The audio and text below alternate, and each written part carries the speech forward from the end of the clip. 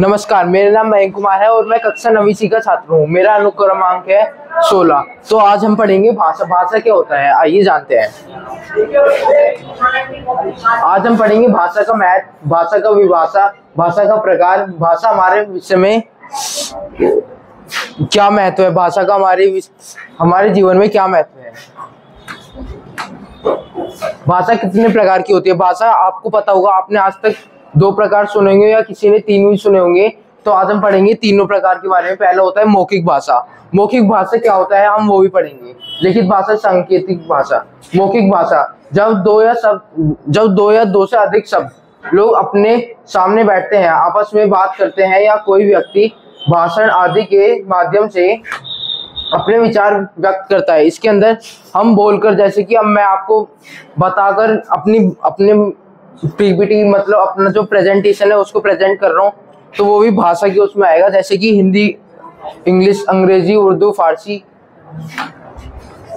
लिखित भाषा। लिखित भाषा क्या होता है, जब कोई व्यक्ति अपने विचारों को दूर के व्यक्ति को पत्र या पुस्तकों और पत्रिकाओं के माध्यम से व्यक्त। आपने बुक तो पढ़ी होगी, जो आप बुक पढ़ते हो वो भी एक लिखित भाषा के रूप में ही आती है। सांकेतिक भाषा। सांकेतिक भाषा क्या वह भाषा है, लोग हमें अपनी बातों को समझाने के लिए संकेत, इशारों। अब हम अपनी भाषा को समझाने के लिए किसी अपने जो हाथ, पैर या फिर अपने शरीर के अंगों का इस्तेमाल करते हैं आपको भाषा समझाने के लिए। जैसे उदाहरण के लिए मोबाइल, टेलीफोन आदि। सांकेतिक भाषा के उदाहरण ये रहे: उंगली का प्रयोग करके वस्तुओं की संख्या गिनना, सर का हिला कर हाँ या ना व्यक्त करना, और भी है। भाषा का महत्व।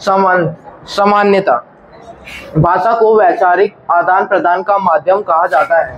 भाषा अभ्यांतर अभिव्यक्ति का सर्वाधिक यह माध्यम है। यह नहीं है वह हमारे अभ्यंतर के निर्माण, विकास। हमारी जो भाषा है, भाषा का महत्व यह है, ये हमारी जो दिमाग, हमारी सोचने की शक्ति है उसको आगे तक बढ़ाता है और हम एक दूसरे से बात करने में हम हेल्प कर पाते हैं। भाषा का विभाषा, अगर ये आपको नोट करना है तो आप नोट कर सकते हो। भाषा का विभाषा क्षेत्र बोली की अपेक्षा विस्तृत होता है। यह एक प्रांत या उपप्रांत में प्रचलित होती है। एक विभाषा में स्थानीय भेदों के आधार पर कई बोलियां प्रचलित होती है। इसके अंदर कई सारी बोली आती है, जैसे मैंने आपको बताया हिंदी, इंग्लिश, अंग्रेजी, फारसी आदि, और भी काफी भाषा होती है। कुछ रोचक तक ये कुछ फैक्ट्स हैं हिंदी के बारे में, आइए जानते हैं।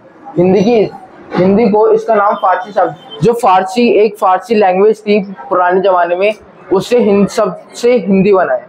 ये 14 सितंबर 1949 को भारत सरकार ने हिंदी भाषा को राजभाषा के रूप में स्वीकार किया। इसे मानने के लिए हम 14 सितंबर को हिंदी दिवस मनाते हैं। आपने हिंदी दिवस मनाया होगा या आपके स्कूल में भी मना होगा। तो वो 14 सितंबर को इसलिए बनता है क्योंकि इस दिन हमारी जो हिंदी भाषा थी वो एक नेशनल भाषा, एक राष्ट्रीय भाषा के रूप में घोषित की गई थी। और भी भारतीय संविधान का भाग